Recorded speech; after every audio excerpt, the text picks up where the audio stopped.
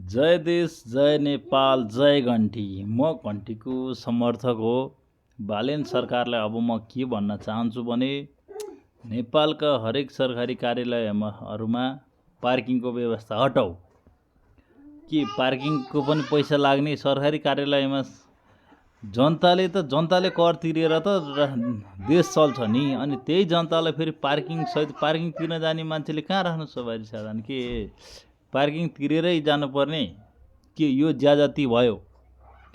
अब सेक्युरिटी गार्डहरूमा पनि हरेक 8 घन्टा 12 घन्टा काम गर्नु छ खटेर। तलब दिने बेला कम्पनीहरूले शोषण गरेर कति पर्सेन्ट पेनाल्टी काटेर सिधै अफिसले सिधै ग्राहकको खातामा सिधै गार्डको खातामा तलब हाल्ने व्यवस्था गर्नुपर्छ। यो अन्याय भएको छ।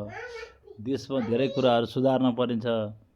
सरकारी कार्यालयहरूमा हरेक टाइमहरू हरेक लाइन यताउति कर तिर्नेहरू ठाउँमा त्यस्तै ज्यादती छ, दलाली छ। यस्ता कुराहरूमा तपाईँहरूले विचार गर्नु पर्यो। बालेन सरकार, देश विकासमा तपाईँको ठुलो हात छ। हरेक ठाउँमा अनलाइन सिस्टम भनेको छ, अनलाइन सिस्टम चलेको छैन। के हो यो अनलाइन सिस्टम भन्ने? राम्रोसँग चलेको छैन, नेट चल्दैन, सफ्टवेयरहरूको काम छैन। के हो यसरी? यो भएन। जय घन्टी। देश विकासमा ठुलो योगदान पुर्याउनु पर्छ।